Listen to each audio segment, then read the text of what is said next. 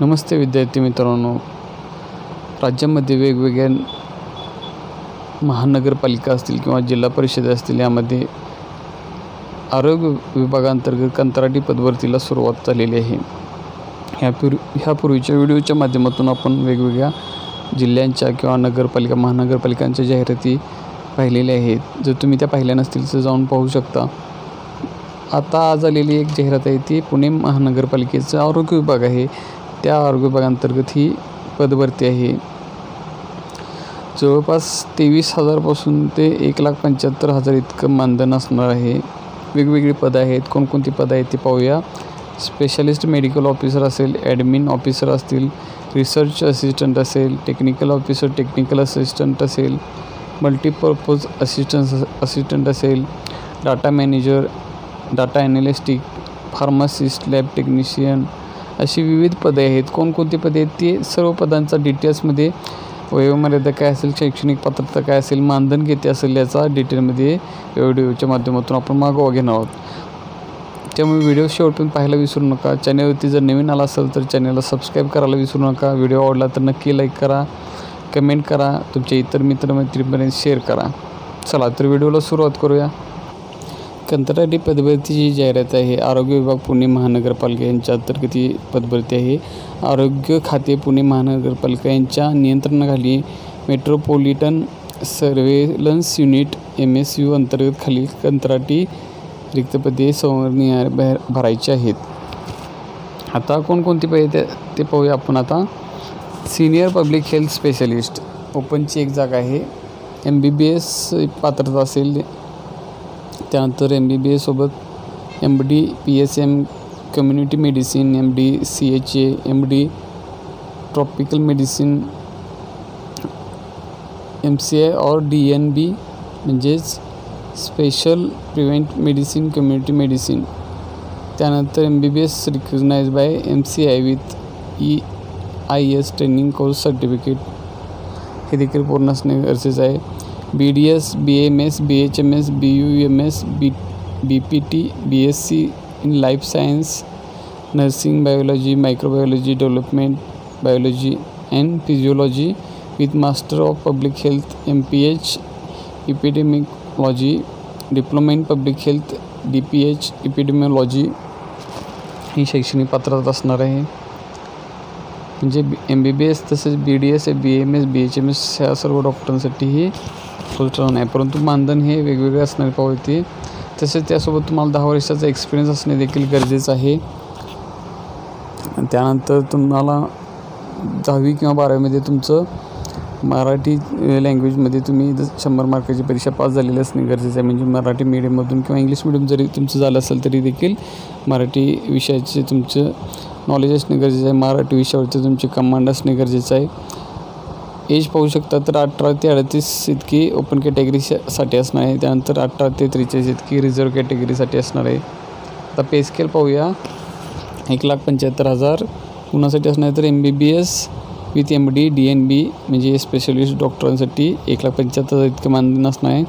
त्यानंतर 1,50,000 इतकं मानधन असणार आहे MBBS with EIC training course certificate ज्यांचं पूर्ण असेल त्यांच्यासाठी.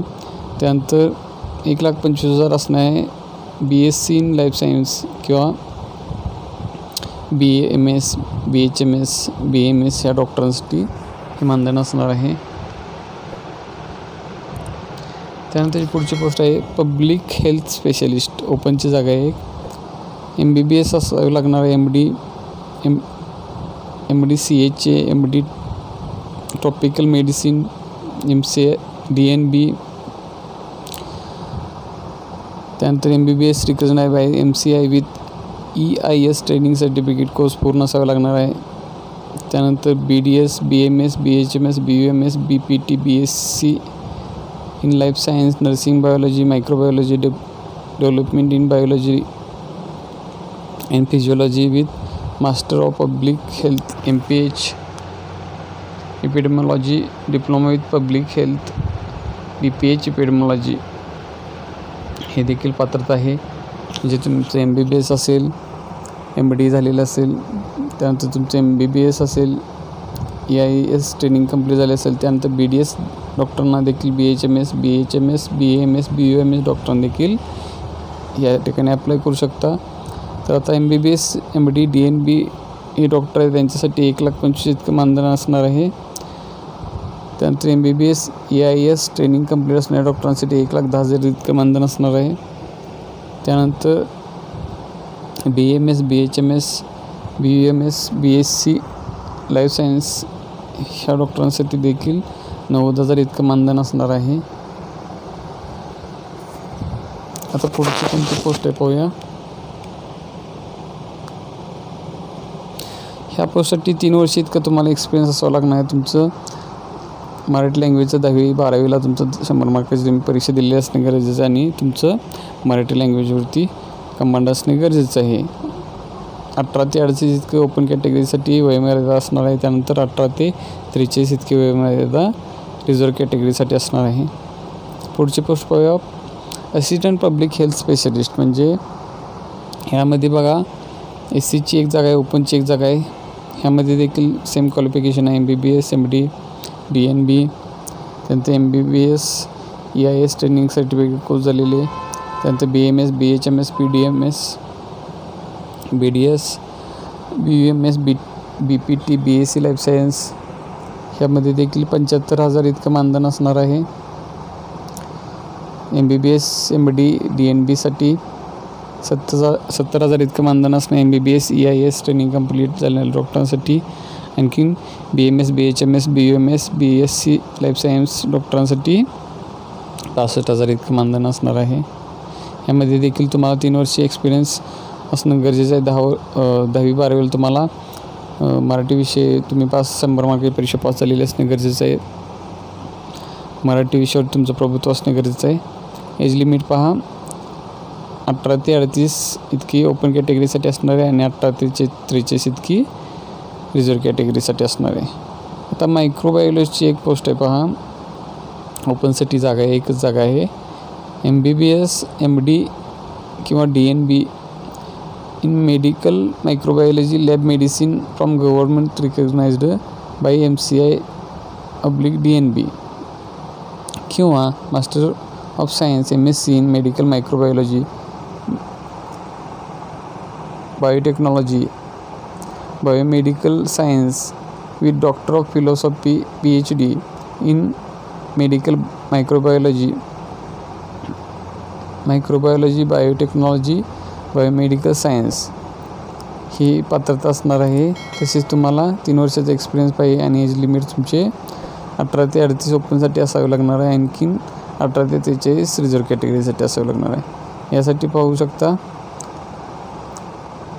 1,25,000 इतकं मानधन असणार आहे फॉर मेडिकल स्टुडंट.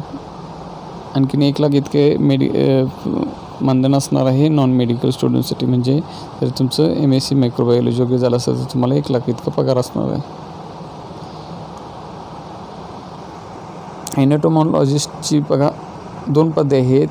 SCची एक आहे, ओपनची एक आहे. यामध्ये पाहू शकता MSc एनाटोमॉलॉजी किंवा zoology preferred by doctor PhD in medical entomology 5 वर्षाचा तुमचा एक्सपिरियन्स असावा लागणार आहे. त्यानंतर तुमचं 18 ते 38 ओपनसाठी इतकं मर्यादा असणार आहे. त्यानंतर 18 ते 43 इतकी रिझर्व कॅटेगरीसाठी असणार आहे. 75,000 इतकं मानधन असणार आहे. व्हेटरनरी ऑफिसरसाठी एक पोस्ट आहे ओपनची. Post graduate veterinary degree from recognised university म्हणजे तुमची पोस्ट ग्रॅज्युएटची डिग्री पाहिजे व्हेटरनरीमध्ये. मग आता ह्यामध्ये आणखीन कोणती veterinary epidemiology, veterinary medicine, veterinary microbiology, veterinary preventive medicine, veterinary pathology ह्या डिग्र्या देखील चालतील. त्यानंतर रजिस्ट्रेशन असावं लागणार तुमचं व्हेटरनरीचं काउन्सिलला. 5 वर्षाचा एक्सपिरियन्स पाहिजे तुम्हाला. त्यानंतर तुमचा 18 ते 38 इतकं वयोमर्यादा ओपनसाठी असावी लागणार आहे. आणखीन 18 ते 43 रिझर्व कॅटेगरीसाठी 75,000 इतकं मानधन असणार आहे यासाठी. त्यानंतर फूड अँड सेफ्टी एक्सपर्टसाठी एक जागा आहे बघा ओपनची.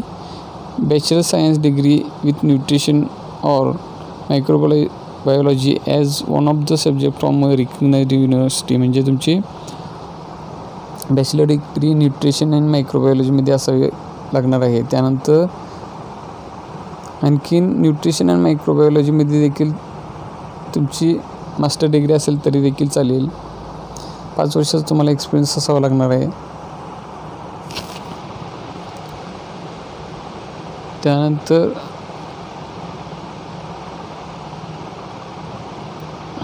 18 ते 38 इतकं ओपन कॅटेगरीसाठी वयोमर्यादा आहे. आणखीन 18 ते 43 इतकी रिझर्व कॅटेगरीसाठी वयोमर्यादा. आता एक्सपिरियन्स तुम्हाला कुठं असावं लागणार तर बॅचलर डिग्री झाल्यानंतर तुम्हाला 5 वर्ष experience. Microbiology hygiene indicators of food safety after acquiring bachelor degree. 3 years experience in microbial hygiene indicators of food safety after acquiring master degree. म्हणजे तुमचं 5 किंवा 3 वर्षाचं एक्सपिरियन्स असणं गरजेचं आहे. 50,000 इतकं मानधन तुम्हाला असणार आहे. ॲडमिन ऑफिसरची बघा एक जागा आहे, ओपनची जागा आहे. MBA तुमचं असणं गरजेचं आहे. स्पेशलायझेशन MBAचं हॉस्पिटल किंवा हेल्थ मॅनेजमेंटमध्ये किंवा बॅचलर डिग्री इन ॲडमिनिस्ट्रेशन म्हणजे BBA असेल तरी देखील चालेल, परंतु ते देखील हॉस्पिटल अँड हेल्थ मॅनेजमेंटमध्ये असावे गरजेचं आहे. एक्सपिरियन्स पहा, 5 वर्षाचा एक्सपिरियन्स तुम्हाला. ॲडमिनिस्ट्रेटिव्ह एक्सपिरियन्स पाहिजे तुम्हाला मास्टर डिग्री झालेली असेल तर. आणखीन जर तुमची बॅचलर डिग्री झाली असेल, BBA झाली असेल तरी 10 वर्षाचा एक्सपिरियन्स पाहिजे. 18 ते 38 इतकं ओपन कॅटेगरीसाठी वयोमर्यादा आहे. 18 ते 43 इतकी रिझर्व कॅटेगरीसाठी वयोमर्यादा आहे. 75,000 इतकं मानधन असणार आहे. टेक्निकल ऑफिसर फायनान्सची एक पोस्ट आहे. MBA फायनान्स ICWA किंवा CA असणं गरजेचं आहे किंवा MCOM. 4 वर्षाचा एक्सपिरियन्स असावा लागणार आहे तुमचा फायनान्शियल मॅनेजमेंटचा. जर तुमचं MBA झाले असेल आणि MCOM झाले असेल तर तुम्हाला 7 वर्ष फायनान्स मॅनेजमेंटचा अनुभव असावा लागणार आहे. Experience in handling projects supported by world bank, म्हणजे तुम्हाला हा एक्सपिरियन्स असणे देखील गरजेचं आहे.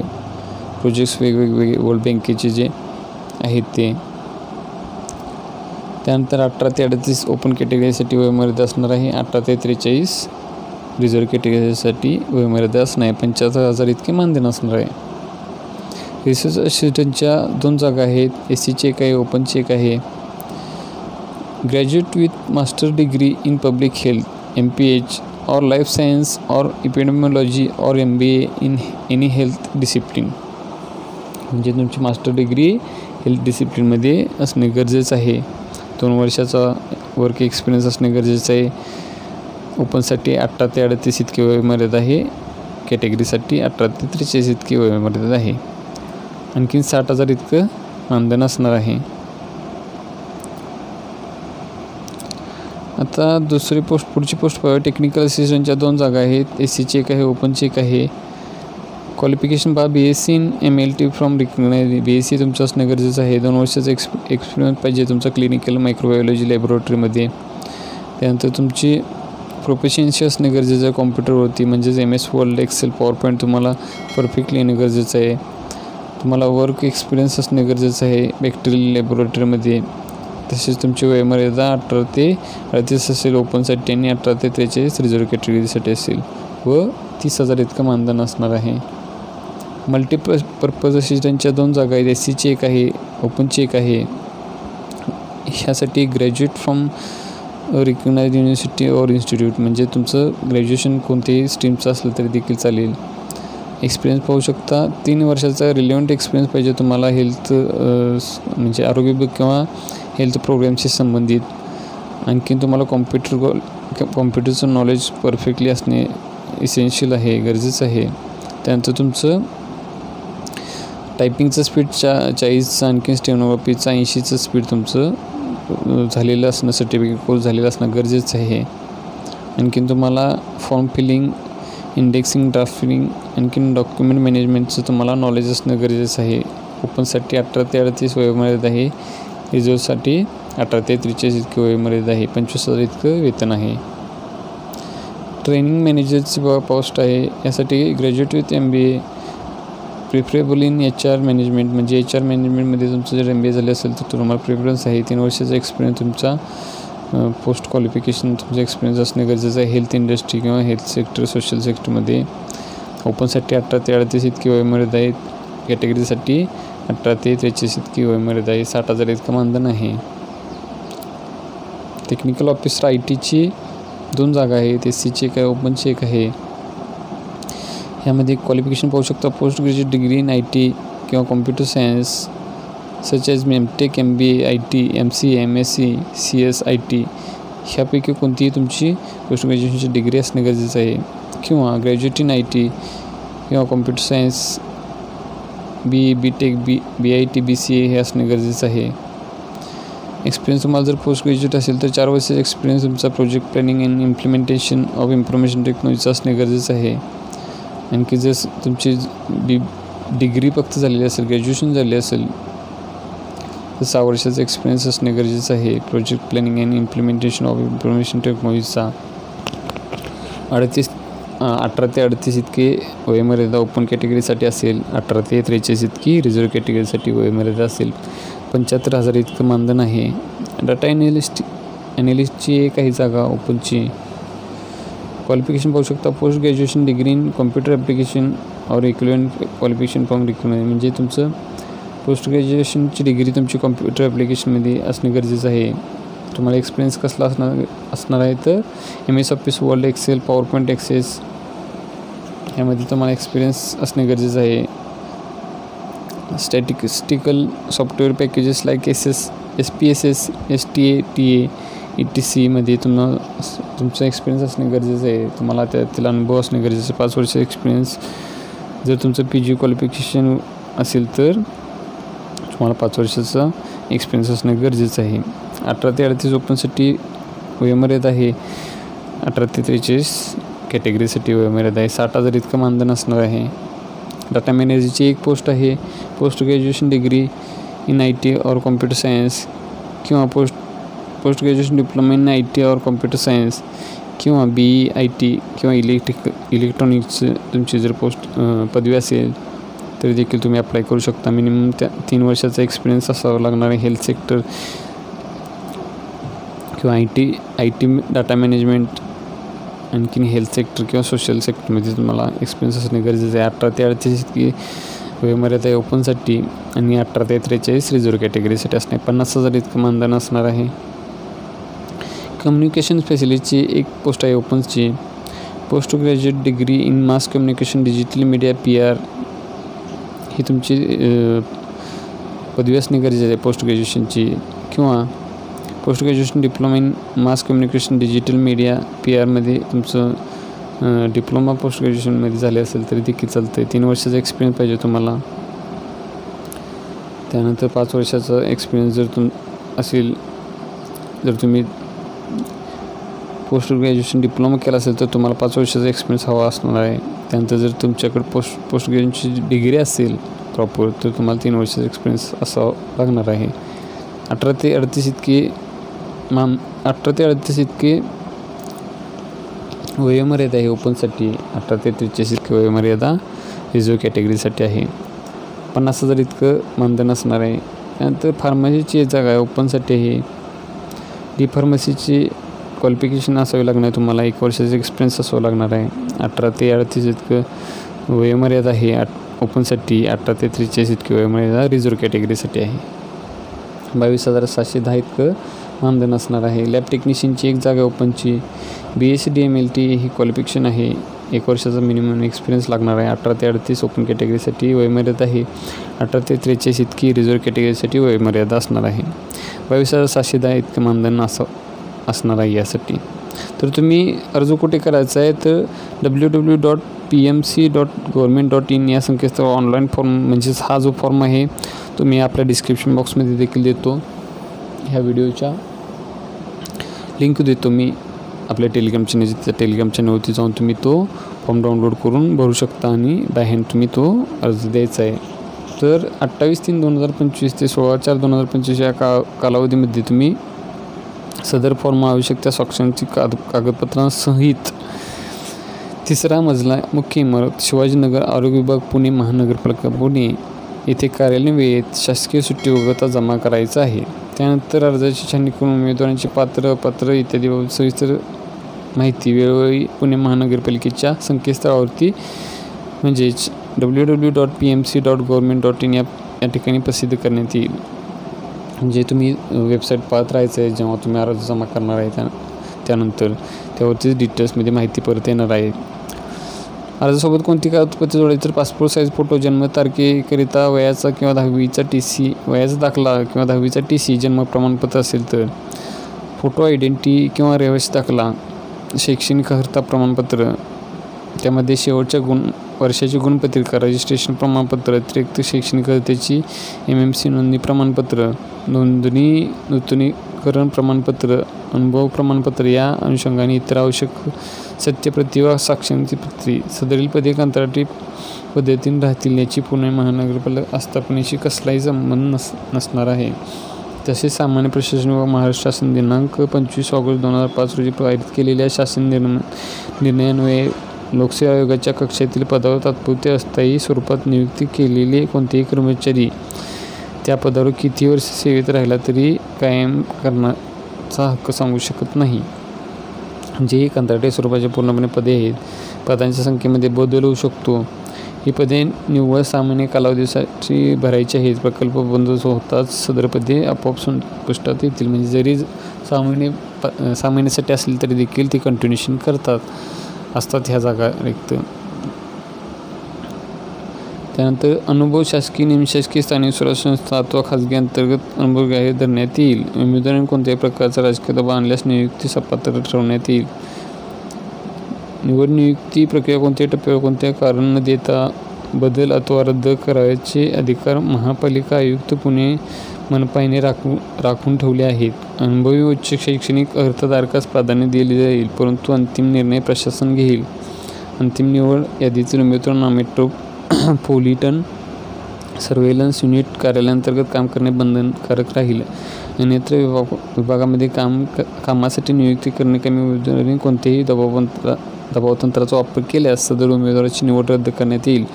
उपरोक्त पदांकरता निवड प्रक्रिया ही प्राप्त अर्जांच्या संख्येनुसार छाननी करून गुणक्रम यादी तयार करण्यात येऊन गुणवत्तेनुसार निवड करण्यात येईल. निवड समितीचा निर्णय अंतिम राहील. अर्जदाराला कंत्राटी कालावधीमध्ये सोयीनुसार ठिकाण बदलून मिळण्याची मागणी करता येणार नाही. सदर भरती प्रक्रिया पूर्ण झाल्यानंतर भविष्यात एखाद्या ठिकाणी कर्मचारी यांनी राजीनामा दिल्यामुळे जागा रिक्त झाल्यास प्रतीक्षा यादीतील मेरिटमधील पुढील उमेदवारास नवीन भरती प्रक्रिया न करता नियुक्ती आदेश दिले जातील. सदर अंतिम यादी ही तयार झाल्यानंतर 1 वर्षासाठी वैध राहील. उमेदवाराची निवड झाल्यास त्याला 500 रुपयाच्या बॉन्ड पेपरवर करार सादर करावा लागेल. उमेदवाराला लागू निश्चित मोबदला वगळता इतर कोणताही भत्ता दिला जाणार नाही. करार 6 महिन्यांच्या विशिष्ट कालावधीसाठी आहे. उमेदवाराच्या कामगिरीच्या आधारावर पदाचे नूतनीकरण केले जाईल. कराराच्या कालावधीत कंत्राटी उमेदवारांचे असमाधान करत असल्यास अशा उमेदवारांना कंत्राटी तत्त्वावर नियुक्ती कोणत्याही पूर्वसूचना न देता समाप्त केली जाईल. कराराच्या कालावधी निवडलेल्या उमेदवारांना पुणे महानगरपालिका कोणतेही प्रशासकीय किंवा आर्थिक अधिकार दिले जाणार नाहीत. पत्रव्यवहाराचा पत्ता स्पष्ट व पूर्ण असावा. उमेदवारांनी त्यांच्या स्वखर्चाने निवडीच्या ठिकाणी उपस्थित असणे आवश्यक आहे. उमेदवारांनी चुकीची माहिती, प्रमाणपत्रे, कागदपत्रे सादर केल्याचे आढळल्यास किंवा निवड प्रक्रिया किंवा नियुक्ती सुरू झाल्यानंतर कोणतीही माहिती रोखून ठेवल्याचे आढळल्यास त्यांना अपात्र ठरवले जाईल. तसेच नियुक्ती झाल्यास त्यांची कंत्राटी नियुक्ती कोणतीही पूर्वसूचना न देता संपुष्टात येईल. कंत्राटी पद्धतीने नियुक्ती केलेल्या उमेदवारांची सेवा पूर्वसूचनेशिवाय समाप्त करण्याचा अधिकार प्रशासनाकडे आहे. करार कालावधीत काम करणाऱ्या उमेदवारांची सेवा तात्पुरती असल्याने त्यांची सेवा ज्येष्ठता ही ग्राह्य धरली जाणार नाही किंवा सेवा ज्येष्ठतेसाठी प्राधान्य दिले जाणार नाही. पुणे महानगरपालिकेने कोणत्याही व्यक्तीला किंवा इतर कोणत्याही संस्थेला अर्ज विकण्याचा किंवा स्वीकारण्याचा अधिकार दिलेला नाही याची नोंद घ्यावी. जर उमेदवाराने भरतीच्या कोणत्याही टप्प्यावर दबाव आणण्याचा प्रयत्न केला किंवा योग्य मार्गाचा अवलंब केल्याचे आढळून आले किंवा खोटे बोलण्याची व्यवस्था केल्याचे आढळून आले तर त्याला निवडीपासून अपात्र ठरवले जाईल. उमेदवारांना पुणे महानगरपालिकेसाठी मध्यस्थ असल्याची बतावणी करणाऱ्या व्यक्तीमार्फत नोकरी मिळवून देण्याच्या आश्वासनापासून सावध राहण्याचा सल्ला देण्यात येत आहे. जर उमेदवाराने विहित वेळेनंतर कोणतीही कागदपत्रे सादर केली तर ती कागदपत्रे विचारात घेतली जाणार नाहीत आणि त्याचा अर्ज अपात्र मानला जाईल. उमेदवारांनी त्यांच्या स्वखर्चाने मुलाखतीसाठी उपस्थित राहणे आवश्यक आहे. अतिरिक्त महापालिका आयुक्त पुणे महानगरपालिका. आता हे अर्जाचा नमुना आहे, तो तुम्ही डाउनलोड करून भरू शकता. डिटेलमध्ये सर्व माहिती आपण आता या व्हिडिओच्या माध्यमातून दिलेली आहे. बाकी तुम्ही अर्ज व्यवस्थितरित्या पाहू शकता. पुन्हा एकदा सर्व सूचना वाचा, पुन्हा एकदा 2-3 वेळा वाचा. तुम्ही जर भरणार असाल अर्ज तर कोणकोणत्या जागा आहेत, आणखीन 1 वर्षासाठी वैध असणार आहे ही यांची जी वेटिंग लिस्ट असेल. त्यामुळे ज्या कॅटेगरीचे उमेदवार असतील त्यांनी अर्ज करायला काही हरकत नाही. कंत्राटी स्वरूपाची जरी असेल तरी देखील चांगले सॅलरी आहे. तुम्ही ट्राय करून पहा. चांगली संधी आहे, सोडू नका. ह्या भरती प्रक्रियेसाठी तुम्हाला ऑल द बेस्ट. चॅनलवरती जर तुम्ही नवीन आला असाल, व्हिडिओ जर आवडला असाल नक्की लाईक करा, कमेंट करा, इतरांपर्यंत शेअर करा. आणखीन चॅनलला सबस्क्राईब करायला विसरू नका. आपला टेलिग्राम चॅनल देखील डिस्क्रिप्शन बॉक्समध्ये लिंक दिलेली आहे, तो देखील सबस्क्राईब करा. विविध प्रकारचे नोकरी अपडेट्स मिळवण्यासाठी बेल आयकॉन देखील प्रेस करा चॅनलला सबस्क्राईब करून. त्यामुळे तुम्हाला पडदिशी नोटिफिकेशन मिळून जाईल.